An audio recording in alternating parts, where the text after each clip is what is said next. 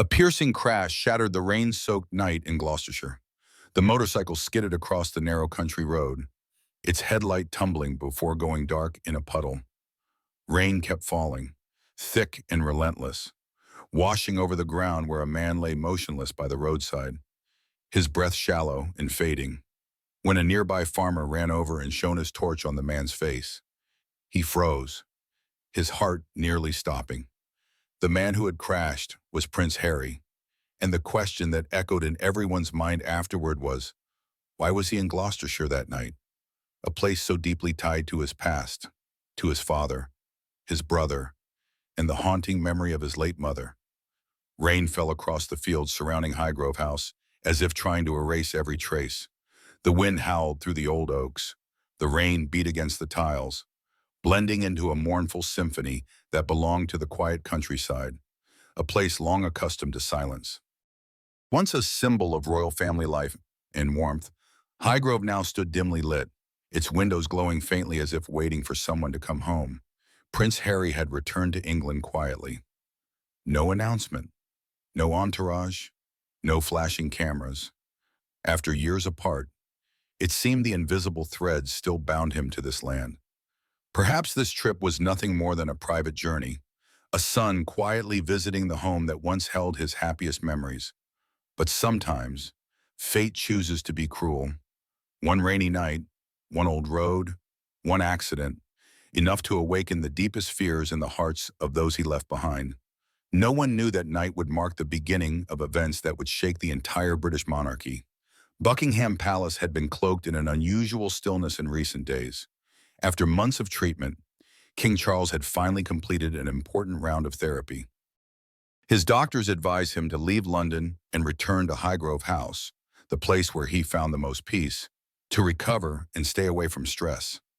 The news wasn't made public. It appeared only as a brief line in a palace report. Yet for Prince Harry, that single line was enough to make his heart sink. From his home in Montecito, California, Harry stared at his phone for a long time. On the screen appeared an image of his father, once the symbol of composure, now frail, sitting by the window and gazing out at the old Highgrove garden. It had been years since they'd had a real conversation. Their rare meetings at royal ceremonies were brief and formal, every word measured, every smile restrained. Still, Harry could never forget his father's eyes, distant, cold perhaps, but carrying something unsaid beneath the surface. People often say the greatest distance between two people is the ocean. But for Harry, the real distance between him and his father was silence. After leaving the royal family, he became the traitor, the son who broke tradition. Meanwhile, King Charles, burdened with pressure, maintained his calm exterior. Though deep inside, disappointment lingered. Whenever Harry's name came up, the king would fall quiet, sigh softly, as if he no longer knew where to begin. When Harry learned that his father was recovering at Highgrove, he told no one, except Princess Anne. Through all the years of estrangement, Anne had been the only bridge left between him and the rest of the family. She knew everyone's nature, and she understood better than anyone that beneath Harry's stubbornness was simply a son longing to be understood. Harry flew back to England in silence. No royal flag, no motorcade, no bodyguards like before. He returned as an ordinary man, with just a small backpack and a heart full of unresolved emotions. When his plane landed in London that night, he didn't head to the palace. Instead, he drove straight toward Gloucestershire. Rain began to fall, thin at first, then heavy, blurring the world outside his windshield. He said nothing the entire drive, only letting the soft murmur of old songs his mother once loved play through the car radio. Memories came flooding back. He remembered the last time he saw his father, at Queen Elizabeth's funeral. Charles had just become king, and Harry stood behind him, surrounded by the cold stares of the press. There was no embrace, no word exchanged, just a brief nod, a hollow gesture between two strangers. Yet Harry could never forget the moment his father turned away. In those weary eyes, there was something unspoken, exhaustion, sorrow, perhaps even regret. They hadn't spoken since. Time and distance had blurred everything between them. But when Harry heard of his father's declining health, he knew that if he didn't return now, he might never have another chance to say what he had held inside for years, that he never wanted to be the rebel. He only ever wanted to be his father's son, the little boy who once held his hand while walking through the Highgrove gardens, listening to stories about birds, blooming seasons, and the weight of responsibility. Before he left, Megan didn't stop him. She understood that this time, Harry wasn't returning for the royal family.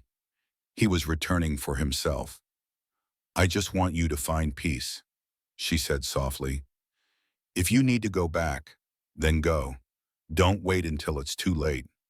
When the car stopped before the gates of Highgrove, he didn't go in right away. The windows glowed with warm, amber light, their reflections shimmering through the thin drizzle. He recognized the faint light from one familiar room, his father's study, where the king would read every evening. In that quiet moment, all the anger and resentment Harry had carried for years suddenly felt small. Beneath his rain-soaked coat, he wasn't a prince or a rebel son anymore. Just a boy, standing outside his childhood home, silently hoping to hear his name again. But in the royal family, nothing was ever simple. Harry couldn't just walk in without permission. So he chose to wait for a signal, a message, or even a faint gesture from within the house. When none came, he turned away. A wave of emotion swept over him, sorrow mixed with calm acceptance. He knew that no matter how distant they had become, there was still an invisible thread between father and son, one that needed no words. Perhaps that was why he couldn't bring himself to leave just yet. He wanted to drive through the countryside of his childhood, where memories of his mother, his brother, and his now frail father lingered in every field and turn. That longing, the pull to feel close to his past, was what drew him away from the palace that night, alone on his old black Triumph motorcycle, a relic of youth and freedom. He didn't know it yet, but this ride would take him to a fateful night, one where the line between memory and reality, between love and loss, blurred into a single bend in the rain. The Gloucestershire night was damp and heavy, as if the land itself was holding its breath. Fine, cold raindrops fell on the glossy black road, catching faint glimmers of golden light from the few lampposts that lined the narrow road to Highgrove House. The air was unnaturally still, save for the whisper of wind through old oak trees and the distant growl of a motorcycle engine. Drawing closer, the black Triumph tore through the mist, its tires slicing through puddles. The rider, fully masked by a dark helmet and soaked jacket, seemed desperate to make it back before the rain thickened. The headlight gleamed against the slick asphalt, distorting into streaks of trembling light. Then, at the sharp bend just before Highgrove's side gate, the rear wheels suddenly lost traction. A piercing screech echoed through the dark, followed by the brutal sound of metal colliding with the ground. The bike skidded sideways. The rider was thrown off, tumbling over the wet grass before coming to a halt. The rain kept falling, steady and cold. For several minutes, no one noticed. Then, by sheer chance, a farmer driving his truck down the road caught sight of the scene in his headlights. He slammed the brakes, jumped out, and ran forward in panic. "Dear God, someone's down," he cried, freezing as he lifted the helmet off the unconscious man. The face beneath was pale but unmistakable. His hands trembled. "No, it can't be. It's Prince Harry." An emergency call was made instantly. Within 10 minutes, police cars and an ambulance arrived. The narrow road was sealed off. Flashing red and white lights cut through the rain, casting chaos across the quiet countryside. Harry was placed on a stretcher, his face streaked with mud and scratches. The paramedics worked swiftly and silently, their professionalism hiding the tension in their eyes. No one dared say his name. One young officer whispered, "Are we sure it's—" His superior interrupted sharply, "Not a single word leaves this scene, understood?" When the ambulance pulled away, its siren wailed through the mist, fading into the rain-soaked distance. The press knew nothing. Every record of his admission was encrypted with a special code. No names, no titles, At Gloucestershire Hospital, lights still burned in the emergency wing. Near midnight, the operating room doors swung open. A nurse rushed to the chief physician. "The special patient has arrived," she said quietly. "High security protocol requested." Confused glances were exchanged, but orders were followed. Only a handful of staff were permitted inside. Phones were surrendered. Confidentiality forms signed. Silence demanded. Inside the dim room, Harry lay still, his face marked by pain. The doctors examined the head and shoulder injuries. Thankfully, no fractures. But his 10-minute unconsciousness meant they would keep him for close observation. A young nurse looked at him and murmured softly, "He looks so lonely." Outside, the rain continued to fall. A police car waited by the entrance. Two officers standing guard, eyes fixed on the empty road ahead.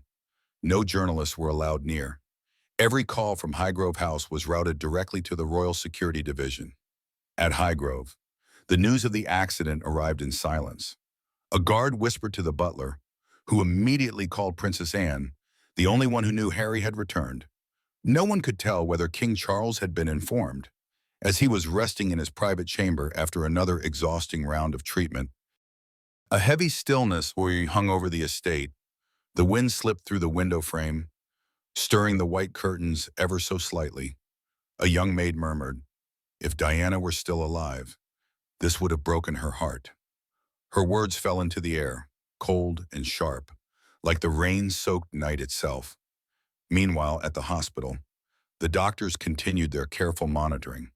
They all knew they were standing in the eye of a story that could shake the nation. Someone whispered, "Should we inform Kensington Palace?" But the answer was only silence. Everyone was waiting for a decision from higher up. That night, Gloucestershire was wrapped in a dense fog of secrecy. No one outside the inner circle knew what was happening. But when a discreet message finally traveled through the royal security network, only one person at Windsor reacted instantly, leaving the palace without an escort, without ceremony. It was Prince William. He slipped away quietly, wearing a long coat, his face drawn tight. No one stopped him. No one asked. Everyone understood that beyond titles and protocol, there was something greater, something older. Brotherhood. And that was something even the crown could not replace. In the stillness of the rain, two paths were about to meet. One man recovering from a fall, the other racing through the night. It was the beginning of a new chapter, one that would force the royal family to confront not just an accident, but the deepest wounds in their hearts. The message had come through hours earlier, only 8 words long. "He's been in an accident at the hospital." The sender was a former royal guard who had once served King Charles, a man William trusted completely. He didn't need to ask who he was. His heart stopped. In an instant, every image from the past, the years of distance, the arguments, the stubborn silences, dissolved. What remained was a primal fear, a hollow ache he thought he'd buried long ago, without calling anyone. William threw on a coat, grabbed his keys, and drove out of Windsor into the pounding rain. No motorcade, no security detail, only the glare of headlights cutting through the darkness, and the relentless wind whipping against the glass. He drove for 2 hours through slick roads and heavy rain, memories flashing with every passing mile. In his mind, the year 1997 came back in haunting detail. It had been another dark, rainy night when his father had gently knocked on his bedroom door. Charles's voice had trembled as he spoke just a few words. "Your mother. There's been an accident." William still remembered standing frozen, unable to believe what he'd heard. And the next morning, the world learned that Princess Diana, the mother he adored, was gone forever. He had been only 15. Beside him was 12-year-old Harry, clinging to his hand throughout the funeral. Together they walked slowly behind the coffin, surrounded by thousands of weeping strangers. 2 boys, motherless, under the gaze of a grieving world. That feeling, the terror of losing someone you love, had never truly left him. And now, more than 20 years later, it was back. He gripped the steering wheel tighter. Rain pounded against the windshield in rhythm with his racing heart. Not again. I can't lose anyone else, he muttered, forcing his hands to steady. Every mile was a battle between reason and fear. He knew how far apart he and Harry had grown, how words and silence had both cut too deep, but none of that mattered anymore. If Harry was truly hurt, if fate was about to take his brother too, could he bear it? When William reached the gates of Gloucestershire Hospital, the rain had just stopped. The parking lot was nearly empty, lights shimmering across puddles. He hurried down the quiet corridor, past security staff who recognized him but said nothing. The air was thick with antiseptic and the steady hum of machines. His footsteps echoed down the sterile hall until, finally, the door to the emergency ward opened, and there he was. Harry lay motionless on the bed, his face pale, one cheek bandaged, his shoulder wrapped in gauze. He was breathing steadily, eyes closed, traces of rain and mud still on his clothes. The doctors explained it was only a mild concussion, a short blackout from the fall. But to William, that didn't matter. The sight alone made his chest tighten painfully. In that moment, he wasn't the heir to the throne, just a brother, terrified that if he'd arrived minutes later, everything might have changed. He stepped closer, silently watching. All the bitterness, all the distance, faded into nothing. William reached out and gently clasped his brother's cold hand. Harry didn't wake, but his fingers twitched faintly. A reflex, perhaps. Yet to William, it was everything. A sign of life, a whisper of hope. In that moment, there were no cameras, no monarchy, no divide. Only two brothers, once inseparable, once estranged, now reunited under the harsh hospital lights. Their silence said more than any apology ever could. William sat down by the bedside, still holding his brother's hand, his gaze fixed on the window where the rain fell softly outside. In the cold, white light of the hospital room, his eyes carried a deep sadness, the kind of sorrow only someone who had lost a mother to tragedy, and now nearly lost his only brother, could understand. He wondered if this was fate's way of forcing them to stop, to look back at all the years gone by, the words left unsaid, the wounds left unhealed. A doctor quietly entered, checking Harry's vital signs. "He's going to be fine," the doctor said gently. William gave a small nod, his lips pressed tight, as if holding back the tears threatening to fall. A few hours later, when Harry began to stir, the first person he saw was William. Their eyes met, awkward, uncertain, but full of warmth. In a hoarse voice, Harry whispered, "What are you doing here?" William gave a faint smile and replied softly, "There's nowhere else I could be." The simple words hung in the air, heavy with emotion. They said nothing more. They just sat there in silence, William still holding his brother's hand. Harry staring out the window where the last drops of rain fell like the slow heartbeat of memory. Perhaps, after all the years of misunderstanding, it took a brush with death to remind them that family cannot be erased by distance or pride. That night, under the pale hospital lights and the sound of rain tapping against the glass, the two brothers who had once drifted apart sat together again. No apologies, no promises, just silence. And in that silence, they remembered that they were still bound by blood, still the same two boys who once walked hand in hand behind their mother's coffin, and now, in the rain, held each other's hands again to hold on to what was left of their family. In that quiet moment, William understood that some losses are inevitable, but there are others that must never happen again. And perhaps that rainy night in Gloucestershire hadn't just nearly taken a life. It had awakened something precious between the brothers, the love of family, long buried beneath years of distance and silence. The grim news reached Highgrove just before dawn, as the first dew settled on the cold stone steps. In the stillness of the room, the warm light of a lamp fell across King Charles's weary face. The messenger bowed his head and said only a few words. Prince Harry was in a car accident. No one dared meet the king's eyes. They all knew that in that instant, years of restrained emotion could shatter with a single blink. Charles stood motionless. He said nothing, resting his hand on the chair's arm as if to steady a world collapsing beneath him. After a long silence, his low, trembling voice finally broke through. "I almost lost both my sons." The words echoed through the vast room, part confession, part regret he had never dared to face.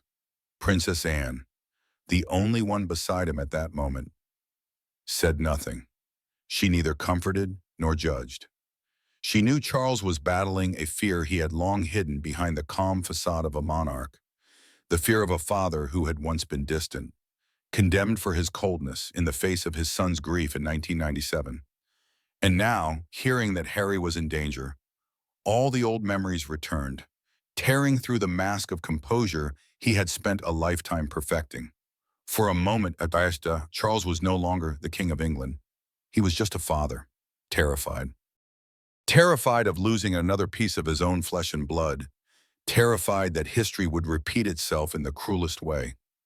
He looked out the window, where raindrops slid down the glass into the wet garden below, and whispered to himself, "I should have been closer to them." Not long after, Charles gave an order to his guards, "Keep everything quiet. No one must reveal the patient's identity." He would not allow hurried photographs or sensational headlines to turn his family's pain into public spectacle once again.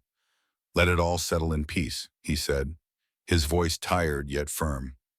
Meanwhile, Anne understood this was the time to mend what was broken. She called William, saying simply, "Stay with your brother when he wakes." No advice, no interference, just the wish of a sister and an aunt that the two sons of Diana might rediscover the bond they had nearly lost. A few hours later, the first light of morning filtered through the window of the Gloucestershire hospital. In the quiet room, William sat by the bed, watching his brother still sleeping. Charles entered, silent for a few seconds. He looked at his two sons, one grown, burdened by the weight of the future, the other fragile, hurt, but alive. The look made William bow his head. Between them, there were no accusations, no explanations, only a shared understanding, as if they both knew that something within this tragedy had changed. Charles stepped closer, placing a gentle hand on William's shoulder, a rare but profoundly human gesture. When he turned to Harry, Charles's eyes were no longer those of a monarch, but of a father newly awakened from a long sleep of pride. He whispered, barely audible, "Thank God, you're still here." Outside, the rain continued to fall softly. Anne stood in the corridor, watching in silence. She knew there are things that need no words. The accident, frightening as it was, had been fate's test, a way to make them look at one another again, to remember what no crown, no title, no power could ever replace: family. That morning, Charles was seen leaving the hospital, dressed in a dark brown coat, walking slowly. He answered no reporter's questions, only said one sentence: "Today, I am just a father." The words spread across Britain, bringing many to tears. For the first time in years, people saw a different King Charles, not the symbol of duty and reserve, but a man who could love, fear, and regret. As the car turned onto the narrow lane leading to Highgrove, the sun began to break through the rain-soaked trees. The landscape shimmered faintly, as if the world itself had just weathered an emotional storm. In the distance, the quiet fields stretched wide and endless, whispering of new beginnings. And perhaps on that very morning, when the soft light spilled through the hospital window, the story was no longer just about an accident. It was about the awakening of a father, and beyond that, the awakening of a royal family that had, for years, seemed to lose its heart amid duty, ceremony, and the invisible walls between them. The morning in Gloucestershire was unusually still. Dew clung to the window panes, catching the pale sunlight of dawn. In the sterile white of the hospital room, the steady beeping of the heart monitor echoed like the rhythm of time itself. Slow, deliberate, yet profoundly meaningful. On the bed, Prince Harry slowly opened his eyes. The world around him was a blur for a few seconds before his vision cleared. revealing a man in a dark coat sitting silently beside him, eyes shadowed with exhaustion. It was William. The two brothers locked eyes, saying nothing. They simply looked at each other, as if trying to confirm whether this was real or just a dream after a long nightmare. Light filtered through the curtains, falling across William's face, revealing both weariness and relief. Harry shifted slightly, his voice hoarse. "I've caused trouble again, haven't I?" William smiled, a rare, gentle smile the public seldom saw on the stoic Prince of Wales. His voice trembled slightly as he replied, "I used to think I didn't need you, but last night I was scared." The words hung in the air, heavy and tender. Harry stared up at the ceiling, his gaze distant. Maybe his mind was still replaying the night before. The sound of rain, the sharp turn, the helplessness as everything went dark. He took a deep breath and whispered, almost as if confessing something he had long denied. "Maybe it's time I came back, at least to say sorry." William said nothing. He simply tightened his grip around his brother's hand, the same hand he had held nearly 30 years ago during their mother's funeral. Now that same touch bridged the distance that years of pride, pressure, and misunderstanding had built between them. The door creaked open. Princess Anne stepped in. She paused for a moment, her kind eyes resting on her nephew's. A faint smile crossed her face, one of those rare, gentle smiles that had become scarce in these tense royal days. "You don't need to say a thing," she murmured softly. "Your mother would be smiling somewhere." William and Harry both turned toward the window. Outside, the sky was clearing. Sunlight pierced through the gray clouds, spilling onto the rain-drenched grass. A small bird perched on the sill, singing a bright, fragile tune. In that moment, all three of them knew. This wasn't just the morning after an accident, it was the beginning of something new. Anne walked closer and placed a gentle hand on Harry's shoulder. "Your father knows," she said quietly. "He isn't angry. He only said, 'I almost lost both of them.'" Harry said nothing, but his eyes glistened. Deep down, he knew. That man the world called cold had a heart that could still tremble at the thought of losing his sons. William turned to him, his tone low and sincere. "I don't want what we are to exist only in headlines. If we can, let's start again, maybe just over dinner." Harry chuckled softly, his voice light but genuine. "As long as there's beer." William shook his head, but a rare spark of joy flickered in his eyes. From a short distance, Anne watched them, as if seeing ghosts of the past, two boys who once chased each other through Balmoral's gardens, hiding behind their mother's skirts from the paparazzi. And now, after all the storms, they sat side by side again. No titles, no cameras, just brothers. The room was flooded with light. Harry leaned back and exhaled deeply. His thoughts wandered to Megan, to their children in California, and in that quiet moment, he realized he might have strayed too far from what mattered most: family.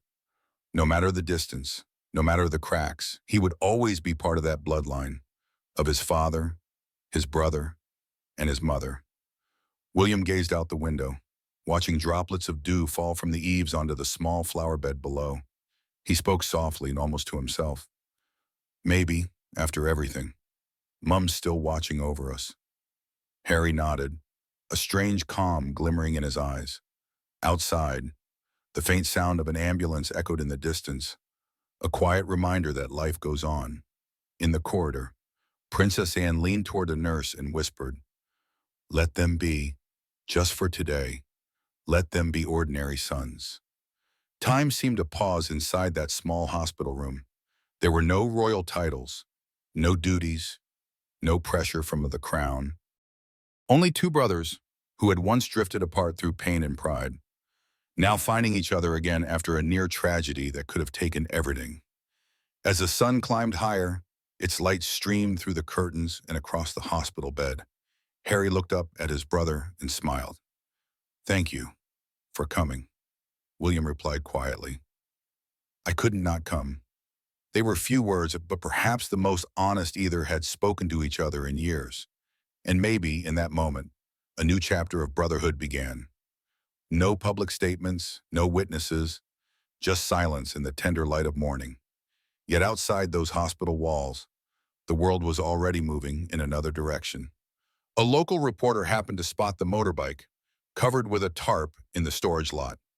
A young nurse, without thinking, sent a short message to a friend, and only a few hours later, the first online headlines began to appear.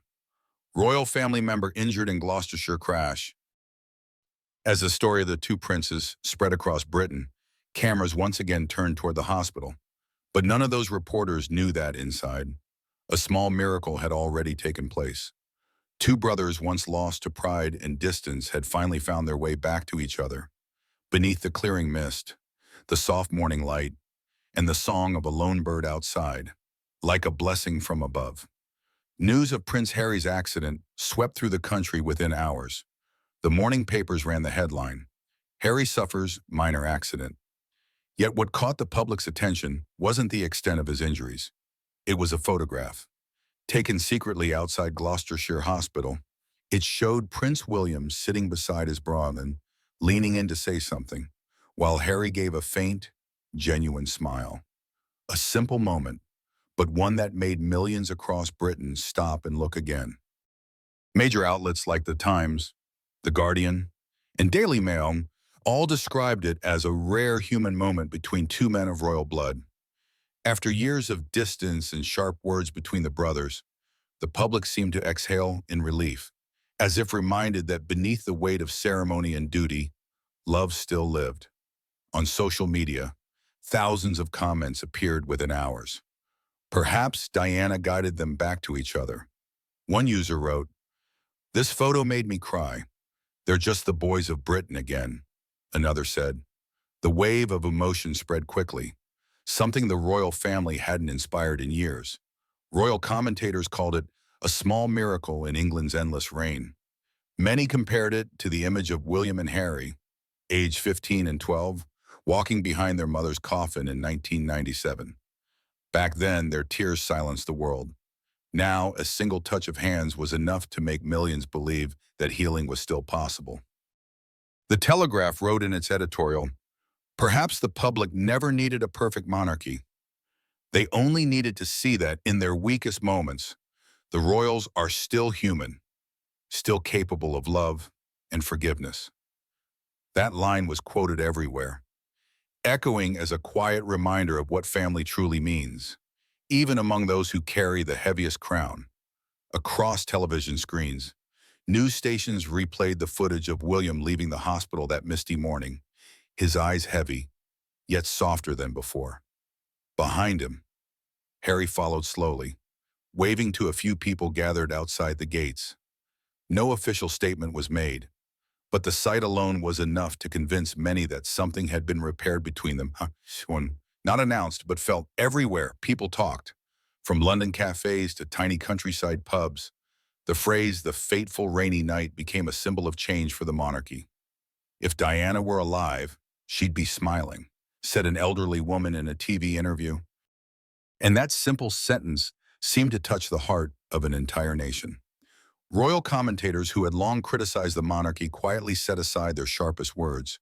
Instead, they wrote about the fragility of human life, the fear of loss, and the longing for reunion. Even a minor accident could prompt the entire kingdom to pause and reflect, to see that behind the glittering lights of the palace, hearts still ache, still worry, still a care. On a morning radio broadcast, the host spoke slowly. "Perhaps what England needs right now isn't speeches or statements, but a simple hand held in honesty and warmth." The words closed the broadcast, yet opened a door to a renewed sense of hope in listeners' hearts. Meanwhile, as the world buzzed with speculation, at Highgrove, King Charles remained silent. He issued no statements, made no public appearances. For more than anyone, he understood that some things do not need to be announced. They only need to be felt. Like the bond between a father and his sons, like the blood tie that had once frayed, now quietly reconnecting on a rainy English night. The morning in Gloucestershire was unusually calm. After a long night of chaos and worry, news from the hospital was finally confirmed. Harry had only minor scratches, nothing serious. William exhaled, the weight he had carried through the night lifting slightly from his shoulders. Yet a strange lingering unease remained, as if the accident had been more than an incident, but a quiet reminder from fate itself. He left the hospital just as the first rays of sunlight appeared. The car rolled slowly along the misty road back to Highgrove. Leaves along the avenue, still holding the night's moisture, reflected the faint light like fragile shards of glass. William did not turn on the radio or glance at his phone. He simply sat in silence, letting his thoughts wander. Since their mother's death, there had always seemed to be a gap between him, Harry, and their father, a distance no one had dared to bridge. When the car stopped at Highgrove's gates, William remained seated for a few moments. He looked up at the dew-specked windows, where pale golden light spilled from the king's study. The scene was at once familiar and strangely disorienting. He stepped out, the crunch of gravel beneath his feet softly echoing in the still air. King Charles sat by the window, quietly gazing at the garden. The morning light highlighted the lines of age on his face, yet his eyes held a gentle, understanding warmth. He was not surprised to see his son arrive. Perhaps he had already known William would come. Without preamble, William spoke softly. "Harry's fine, father. Just a few scratches." Charles nodded, his voice low and measured. "I know. The doctor just called." A quiet stretch between them, broken only by the wind rustling the window and birds singing outside. Charles lifted his teacup, steam rising and mingling with the morning light. Then he spoke, softly yet weightily. "William, do not let old wounds divide us. Life is too short to carry unnecessary burdens." William met his father's gaze. In that moment, he realized what he had long avoided, that his father was no longer the stern, distant man of his memories. Age, illness, and loss had tempered Charles, making him quieter, gentler, and perhaps he carried regrets he had never voiced. "I understand, father," William said, his voice thick with emotion. "Sometimes I forget that we are still a family, no matter what has happened." Charles smiled, a rare, warm smile, and placed a hand lightly on his son's shoulder, bridging the distance between them. "I only hope you do not repeat my mistakes. Family does not always need words, just a measure of compassion." William bowed his head, silent for a long moment. A strange mix of sadness and relief welled within him. He thought of Harry, of the moment they had held hands in the hospital. That memory shone like a light piercing through the mist of years. Perhaps fate had orchestrated the accident to bring them back together, to remind them that blood ties are never truly broken. As William left Highgrove, the morning mist began to lift. Sunlight filtered through the trees, glinting off the remaining droplets on the grass like diamonds. He paused along the path, glancing back at the stately house. His father's silhouette remained at the window, calm and steady, mirroring the quiet of a soul that had weathered many storms. A small, gentle smile touched William's lips. In the corner of his eye, the early light mingled with a falling tear. But these were no longer tears of grief. They were tears of release, of healing after years of fractures. Above Highgrove, sparrows began to sing. Their clear notes echoed through the damp morning. The world seemed to recognize what had just unfolded. In this quiet dawn, the three men of the British royal family had found a missing piece of their hearts. Sometimes, a small accident can heal great wounds. And on that morning in misty Gloucestershire, Charles, William, and Harry seemed to have rediscovered what they thought was lost. Family. A new beginning was arriving, not with grand announcements, but with a quiet, peaceful smile.